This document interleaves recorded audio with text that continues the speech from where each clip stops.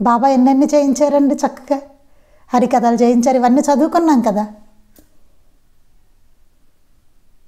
అలాంటి చక్కటి కార్యక్రమాలు జరగాలంటే అందరి హృదయాల్లోనూ ఆయన భగవంతుడు ఉండేలాగా, ఆయన స్మరణ జరిగేలాగా అట్లాంటి కార్యక్రమాలు జరగాలి. అంతేగాని వంతులు, కీచులాట్లు, అన్నదానాలకి నేనెంత ఇచ్చానని బోర్డు మీద రాసుకుని ఇట్లాంటివి అయితే, బాబాకి ఇంత బంగారు కిరీటం చేయించాను, ఇట్లాంటి గొడవలు, నువ్వు అది చేయించావు కాబట్టి నేను వజ్రాల కిరీటం చేయిస్తాను, ఈ గొడవలు ఇవన్నీ కాదు. అక్కడ బాబా ఉండరు. అవన్నీ జరిగితే బాబా ఉండరండి. ధార్మిక కార్యక్రమాలు జరగాలి, ధర్మ ప్రబోధం జరగాలి. అలా ఉండాలట మందిరం అంటే. అప్పుడే ఆ ధనం సద్వినియోగం అయినట్టు. ఇదివరకే ఏర్పడిన మందిరాలను సద్వినియోగం అయ్యేలాగా చేయడానికే వారి ధనం ఉపకరించింది. బాబా దగ్గర ధనం అంతా అట్లాగే ఉపకరించిందట. దానికే వాడారు ఆయన. కొత్తగా ఏం బిల్డ్ చేయలేదు ఆయన ఏమి. ద్వారకామాయిలో కథాగానము, నామ సంకీర్తన చేసిన వారిని ప్రోత్సహించడమే వారు చేసింది. చూడండి, ద్వారకామాయిలోట కథాగానం చేసిన వాళ్ళని, నామ సంకీర్తన చేసిన వారిని ప్రోత్సహించారట బాబా. ఇప్పటికే అదేనండి. ఎవరైతే ఇవన్నీ చేస్తారో, ఆయన కథాగానం చేస్తారు, నామ సంకీర్తన చేస్తారు, వాళ్ళందరినీ ప్రోత్సహిస్తారు బాబా. ఎక్కడ పారాయణ జరుగుతుందో అవన్నీ ప్రోత్సహిస్తారు. ఎక్కడ దైవనామం జరుగుతుందో వాళ్ళందరినీ ప్రోత్సహిస్తారు. ఎక్కడ సత్సంగం జరుగుతుందో నిజంగా చక్కగా భక్తితో శ్రద్ధతోటి వాళ్ళందరినీ ప్రోత్సహిస్తారు. అక్కడ బాబా ఉంటారు. ఎక్కడ పారాయణ చేసుకుంటారో మనస్ఫూర్తిగా స్మరిస్తూ ఆయన కోసం అంతగా 108 పారాయణలు చేసామని టిక్కు పెట్టడం అట్లా కాదండి. లేకపోతే గొప్పగా చెప్పుకోవడం 108 పారాయణలు చేసాం మేము అట్లా కాదు. నిజంగా చక్కగా ఆయన కోసం పారాయణ చేయడం, భక్తితో శ్రద్ధతో పారాయణ చేయడం. అంతేగాని ఎంతమంది వచ్చారో టిక్కెట్టుకుంటూ ఇవన్నీ కాదు. అక్కడ భక్తిగా శ్రద్ధగా ఆయన కోసం ఆయన ఉన్నారు, అక్కడ కూర్చుని ఉన్నారు పఠన రూపంలో. అట్లా పారాయణ చేయడం, అట్లా చేయడం అనమాట అండి. చక్కగా నలుగురు కూర్చుని చేసినా ఆనందమే, 108 చేయక్కర్లేదు. ఆయన కోసం కూర్చుని చేయడమే. ఆయన ఉంటారు కదా. ఎవరున్నా లేకపోయినా వేదం గారు చాలాసార్లు చెప్తారు, ఎవరు విన్నా లేకపోయినా ఆయన ఉంటారు. ఆయన కూర్చుని ఆయన వింటున్నారు. అది కదా జరగవలసింది మనకి. పారాయణ అయినా సత్సంగం అయినా, ఇప్పుడు మనం సత్సంగం చెప్పుకుంటున్నాం, ఆయన అక్కడ ఉన్నారు. ఇంకేం కావాలి అసలు మనకి?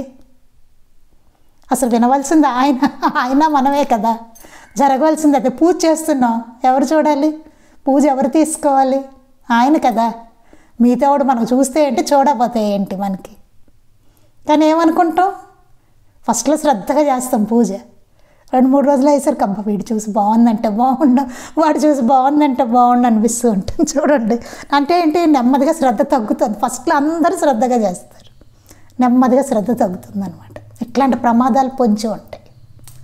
ముందు అందరం శ్రద్ధగా చేస్తాం, చాలా శ్రద్ధగా చేస్తాం. ఫస్ట్ భక్తిగానే ఉంటుందండి. ఇలాగే దిగజారుతూ ఉంటాయి అన్నమాట దొంగలు.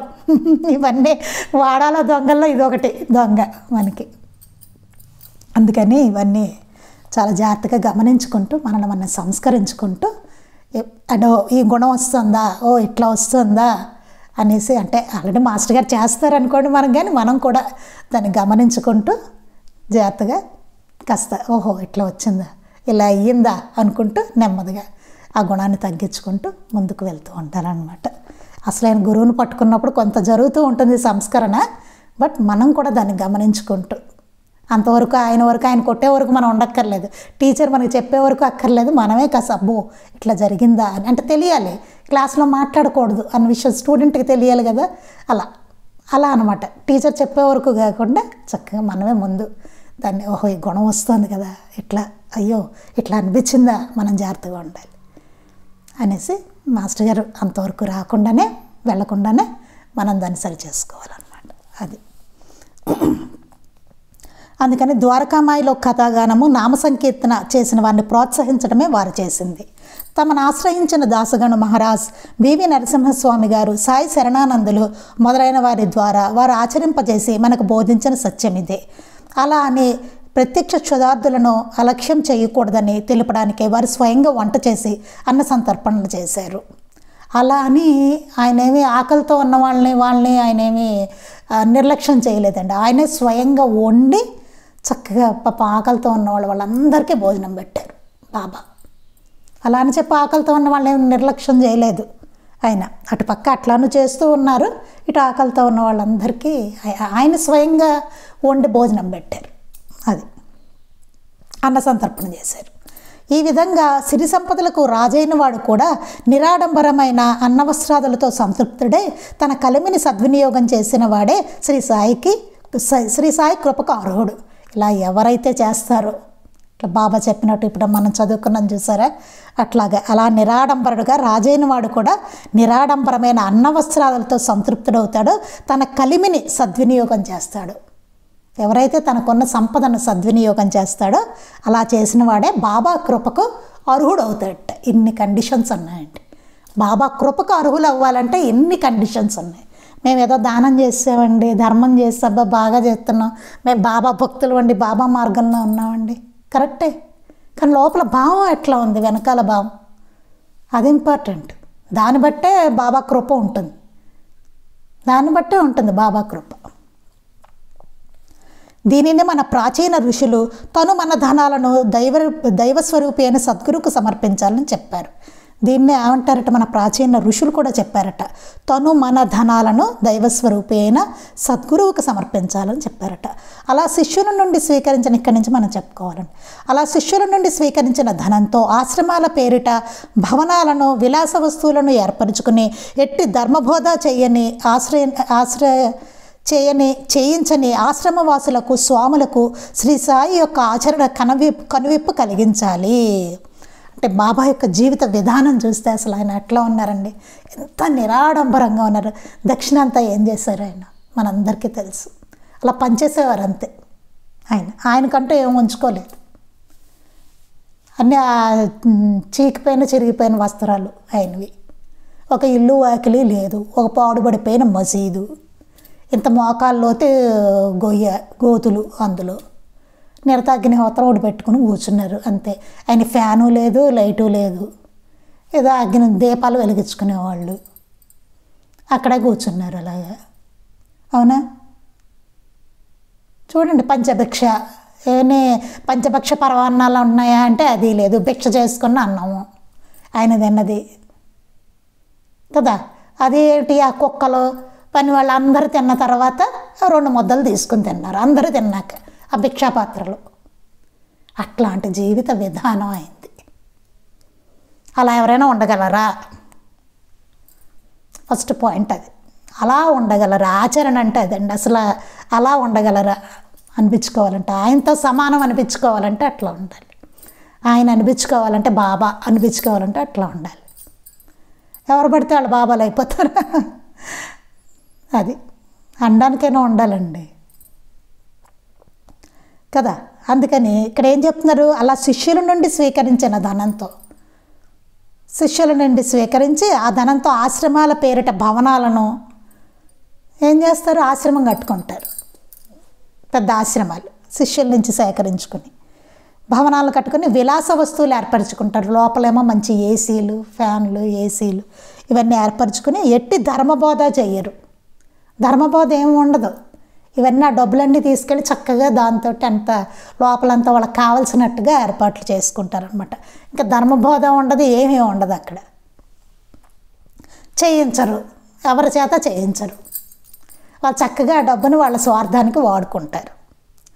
ఆశ్రమవాసులకు, స్వాములకు, అలాంటివన్నీ చేసే ఆశ్రమవాసులకు, స్వాములకు శ్రీ సాయి యొక్క ఆచరణ కనువిప్పు కలిగించాలి. వాళ్ళందరికీ బాబా యొక్క ఆచరణ ఎట్లా ఉందో చూస్తే కనువిప్పు కలిగించాలి. బాబా ఎలా ఉన్నారు, మీరు ఎట్లా ఉన్నారో చూసుకోండిరా అని చెప్తున్నారు. ఆశ్రమాల్లోనూ వాటిల్లో ఉండే స్వాములు వాళ్ళందరూ, చాలామంది సన్యాసులు వాళ్ళు ఉంటారు చూడండి, కారుల్లో అలా తిరుగుతూ ఉంటారు. కారులో అయితే బయటికి రారు వాళ్ళు, మంచి ఏసీ కార్లు ఉండాలి. బాబా ఎట్లా పల్లకిలో కూడా ఎక్కలేదు ఆయన. చూడండి, పల్లకి ఇస్తే దాంట్లో కూడా ఎక్కలేదు ఆయన. తిట్టిపోసారు, పాదుకలు పెట్టుకోవాల్సి వచ్చింది, ఆయన నడిచి వచ్చారు ఆయన. చూడండి, అసలు అద్భుతం. అసలు బాబా చరిత్ర చూస్తే ఆయన అసలు జీవితం ఒక్కొక్క పాయింట్ చదువుకుని వస్తే విలక్షణమైన అవతారం. ఇంకా అసలు అలాంటి అవతారం ఇక లేనే లేదు. మాస్టర్ గారు చెప్పారు అసలు ఎందుకంత గొప్పవారంటే అది. చూసుకోవాలి అసలు, ఆ చరిత్ర చదువుకుని చూసుకోవాలి అసలు. చూస్తే లీలామృతం చూసుకుంటే అదే అలాంటి మహనీయుడు ఎక్కడ, మాస్టర్గా చెప్తారు ఇలాంటి మహనీయుడు ఎక్కడా దొరకలే, ఎక్కడ లేరని చెప్తారు మాస్టర్. అది నిజం చదువుతుంటే అనిపిస్తుంది, అది కదా బాబా కదా అనేసి. విశ్వం అంతా ఆయన రూపంట. ఎలా అయ్యారు ఆయన అలా? ఎట్లాగా విశ్వం అంతా ఆయన రూపం అంటే ఆయన మొత్తం చరిత్ర చదివితే అర్థమవుతుంది. అది ఆ భావంతో చదవాలి. ఎందుకు అసలు మాస్టర్ గారు ఎందుకు అలాగా చెప్పారు అసలు? ఏంటి అసలు స్పెషల్? ఏం నచ్చింది మాస్టర్ గారికి అని చెప్పి చదవాలి అసలు. ఎందుకు చెప్పారు మాస్టర్ గారు అసలు? ఆ కోణంలో చూసి చదవండి, భలే ఉంటుంది అది. అదనమాట. అందుకని అలాంటి ఆశ్రమవాసులకు, స్వాములకు శ్రీ సాయి యొక్క ఆచరణ కనువిప్పు కలిగించాలి. ఉత్తమమైన దాన్ని తెలిసినా దాన్ని ఆచరించిన వాడు అధముడు. అది ఉత్తమం అని తెలుస్తూ ఉంటుంది, అయినా సరే ఆచరించడం వాడి వల్ల కాదు. ఎట్టా అవుతుందండి? వాడు అధముడుటే. అలాంటి వాళ్ళు అధములు అంటారు. వాడు ఉత్తమం అని తెలుస్తుంది, అయినా సరే వాడు ఆచరించడు, వాళ్ళు అధముడు అంటారు.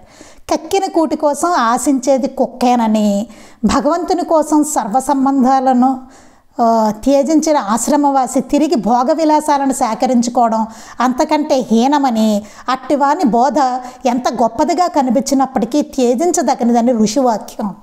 ఇదేమి నేను చెప్పేది కాదు, ఎవరు చెప్పింది కదా, ఋషివాక్యం అంటండి అది. అసలు ఎలా చెప్పారో చూడండి అసలు. ఇది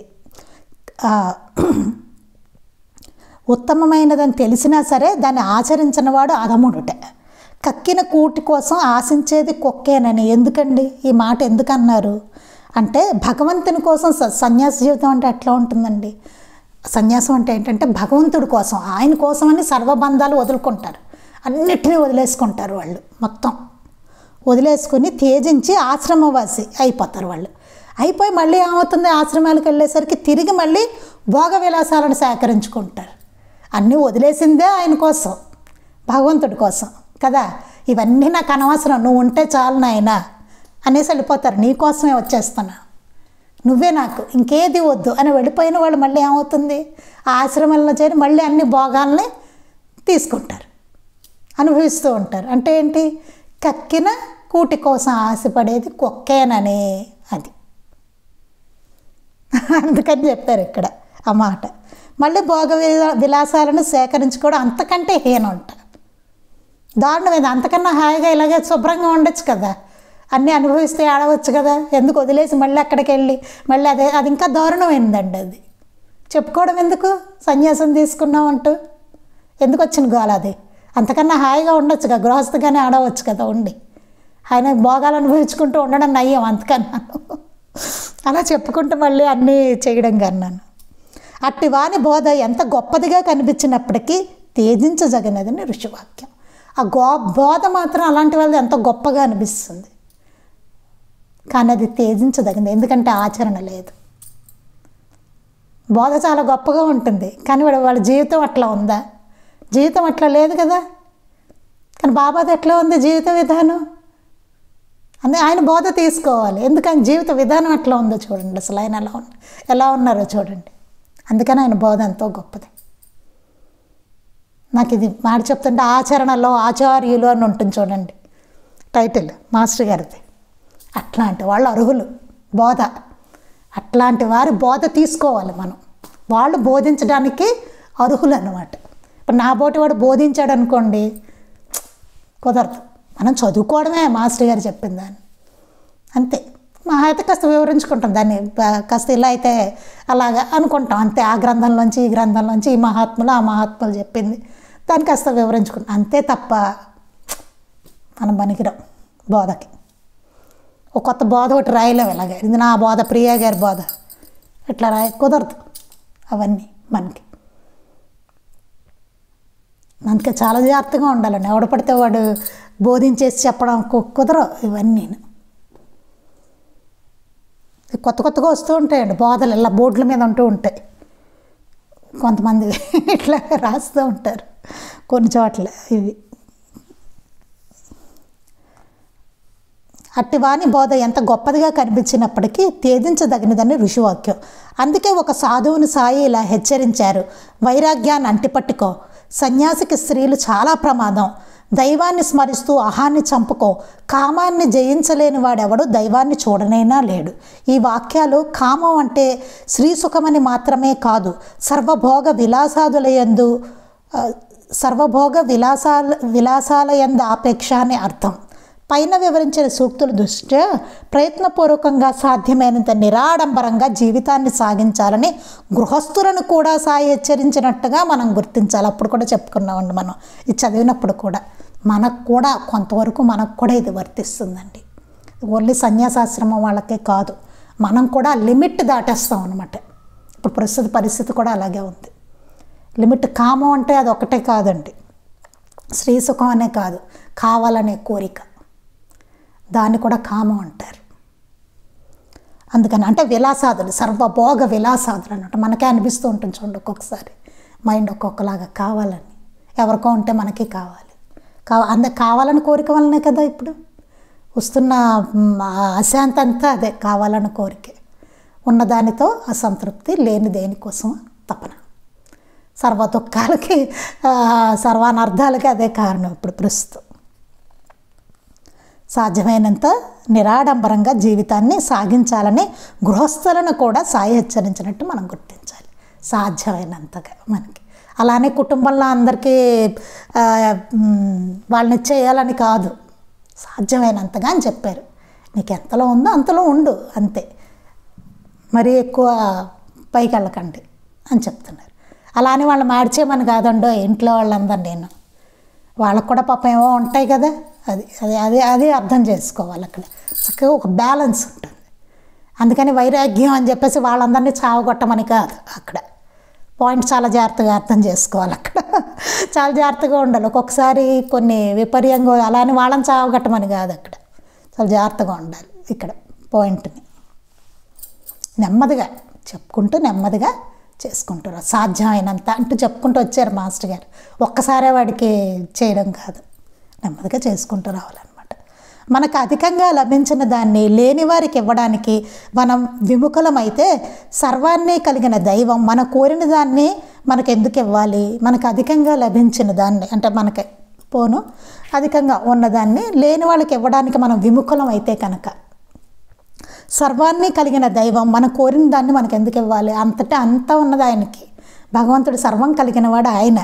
మరి ఆయన మనం కోరిన దాన్ని మనకు ఎందుకు ఇవ్వాలి? ఆయన ఎందుకు ఇవ్వాలండి ఆలోచిస్తే?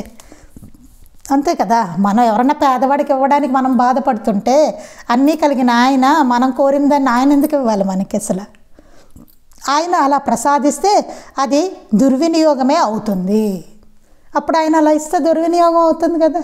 అప్పుడు ఆలోచించుకోవాలి ఇవన్నీ. అపాత్రదానం అవుతుంది అప్పుడు అపాత్రదానం కదా అది. ఇది సృష్టి సూత్రానికి విరుద్ధమని అనంత విశ్వంలోని ప్రతి ప్రాణి తన జీవితం ద్వారా వెల్లడి చేస్తున్నది అన్నారు. సరే, అంత అద్భుతంగా ఉందో ఇది. అందుకని చాలా ఇంపార్టెంట్ అండి, పాయింట్స్ అన్నీ చాలా అద్భుతంగా చెప్పారు మాస్టర్ గారు ఇక్కడ. భూమి నుండి సారాన్ని, మేఘాల నుండి జలాన్ని, సూర్యుని నుండి రశ్మిని, వాయువును పొందిన ప్రతి మొక్క వృక్షము తక్కిన జీవులకు ఏదో ఒక విధంగా ఉపకరిస్తూనే ఉన్నది. సృష్టిలో ప్రతిదీ అనండి తనకు కాక తనకు తాను ఉపయోగించుకో ఇతర జీవులకు ఉపయోగపడుతూ ఉంటాయి, ఇతర వాటికి ఉపయోగపడుతూ ఉంటాయి. తన కోసం తాను ఉండవు, ఇతర వాటి కోసం ఉపయోగపడుతూ ఉంటాయి. కానీ మానవుడే చాలా దారుణంగా ఉంటుంది చూడండి అసలు పరిస్థితి. ఏదో ఒక విధంగా తక్కిన జీవులకు ఉపయోగపడుతూ ఉన్నది.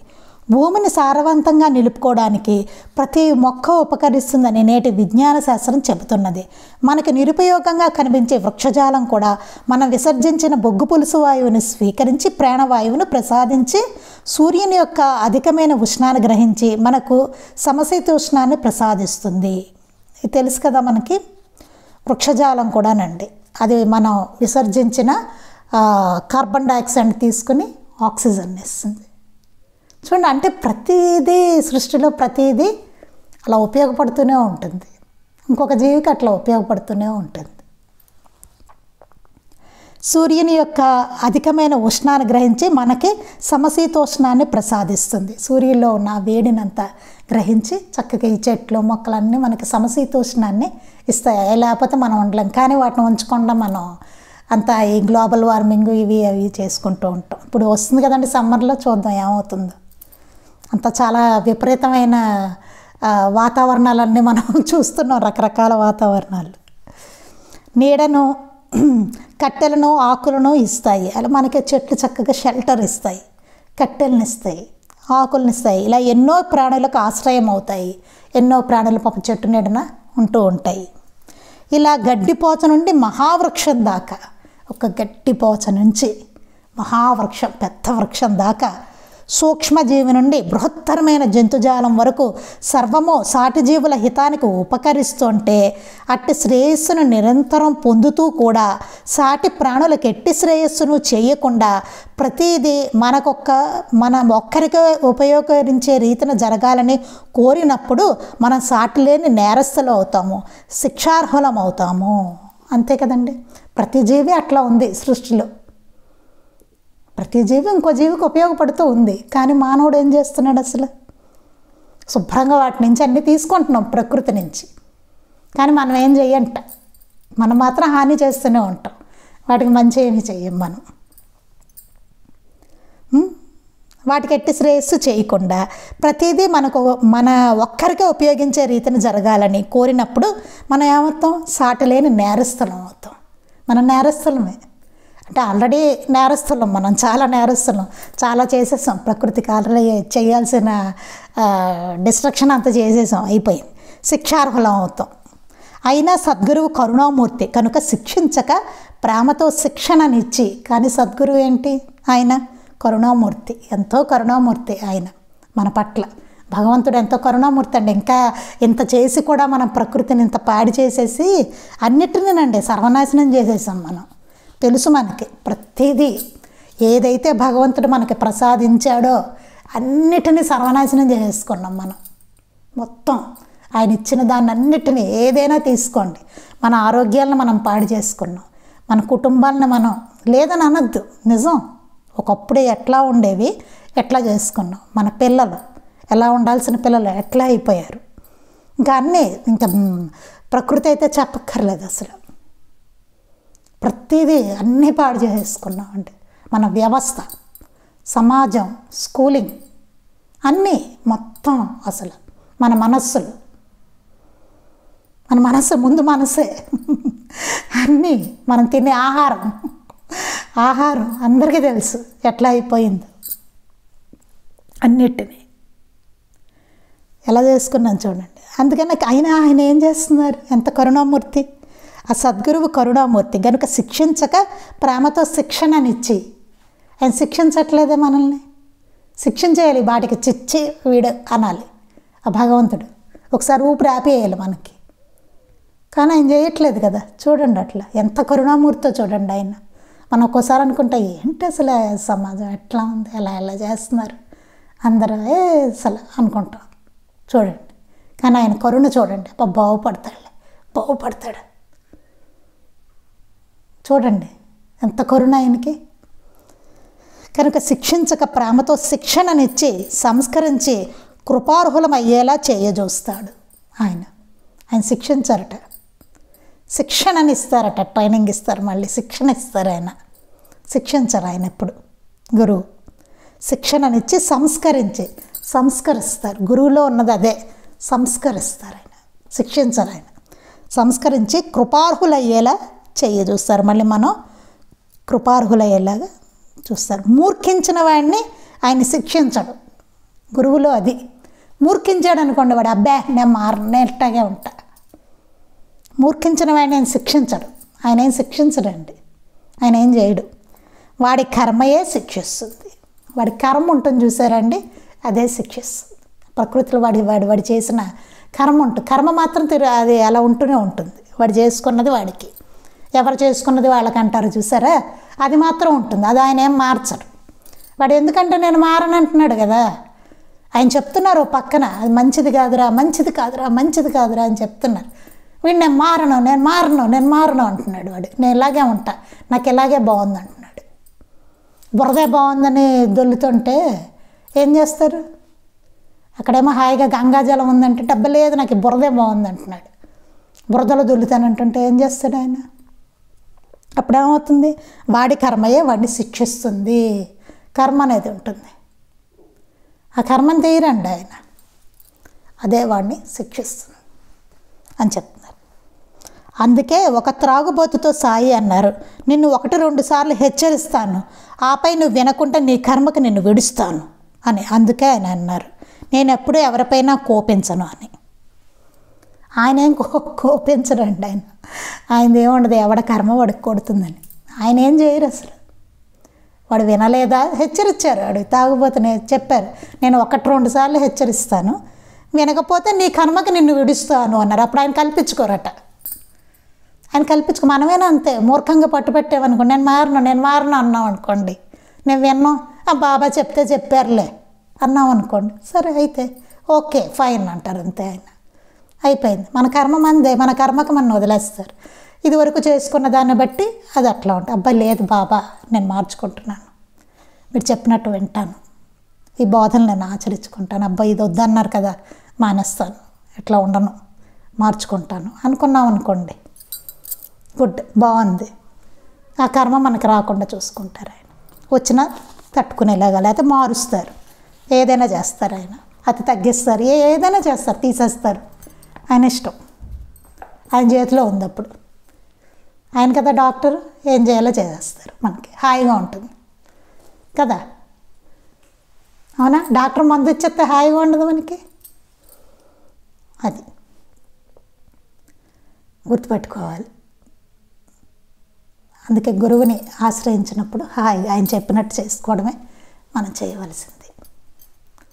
ఇంకా వైద్యుడి దగ్గరికి వచ్చిన తర్వాత ఆయన ఇష్టం, ఆయన ఎట్లా చేస్తే అలాగే మనకి, ఆయన నమ్ముకొని ఆయన చెప్పినట్టుగా చేయడం మనం చేయవలసింది. అమ్మగారు ఒక స్పీచ్లో చెప్తారండి, చాలా బాగుంది. నేను ఒక విషయం చెప్తాను అంటారు. అందరూ అలా చూస్తున్నప్పుడు ఏమీ లేదు, ఒకటే, మాస్టర్ గారు చెప్పినట్టు చేయండి అంటారు, అంతే. ఒక్క మాట అంటారు, చెప్పినట్టు చేయడమే, ఇంకేమీ లేదని చెప్తారు అమ్మగారు. అంతేట, ఆయన ఏం చెప్పారో చేయండి అంతే అంటారు. అంత భద్రమైన మార్గం అండి, ఇంకేం చూసుకోక్కర్లేదు. అట్లాంటి మార్గం మాస్టర్ గారిదే. ధైర్యంగా ఉండొచ్చు, గుండెల మీద చేసుకుని హ్యాపీగా ఉండొచ్చు. ఒక 10 మందికి మాస్టర్ గారిని పరిచయం చేసి చక్కగా గ్రంథాలు ఇచ్చి చదువుకోండి అని మనం ఆ మార్గంలో పెడుతూ ఇంకో 10 మందికి పరిచయం చేసి ఉండొచ్చు. అంత భద్రమైన మార్గం మాస్టర్ గారిది. మనకి ధైర్యంగా ఉండొచ్చు, అట్లాంటి మార్గం అన్నమాట. ముక్తికి, తరింపుకి, అన్నిటికీ ప్రయత్నం చక్కగా చేయొచ్చు. అంతటి అద్భుతమైన మార్గం. ఒక్క మాట నేను ధైర్యంగా చెప్పగలను నేను, అది. అందుకని ఏ డౌటు లేకుండా అందరం ఆ మాట మాత్రం చెప్పగలం మనం. భద్రమైన మార్గం, ఆ కాన్ఫిడెంట్గా చెప్పగలం. అది మనం మాస్టర్ గారి మీద ఉన్న ఇది, అది మనం కాదండి, మనం కాదు, కానీ మామూలుగా మాస్టర్ గారి మీద ఉన్నది మనకి అందరికీ. మిగతాది మనం ప్రయత్నం ఎట్లా చేస్తాం అన్నది మాత్రం అది మన మీద ఉంది. ఆయన మార్గం మాత్రం అద్భుతమైన మార్గం అది. సరే, మిగతాది మనం రేపు చెప్పుకుందాం. రేపు ఆదివారం, మళ్ళీ సోమవారం కలుద్దామండి. మళ్ళీ శ్రీ సచ్చిదానంద సద్గురు సాయినాథ్ మహారాజ్ కీ జై. శ్రీ సచ్చిదానంద సద్గురు అలివేలు మంగమ్మ సహిత భరద్వాజ మహారాజ్ కీ జై. శ్రీ సచ్చిదానంద సద్గురు నాంపల్లి బాబా మహారాజ్ కీ జై. గురుదేవ దత్త అవధూత చింతన. లోకా సమస్తాః సుఖినో భవంతు. లోకా సమస్తాః సుఖినో భవంతు. లోకా సమస్తాః సుఖినో భవంతు. జై సాయి మాస్టర్.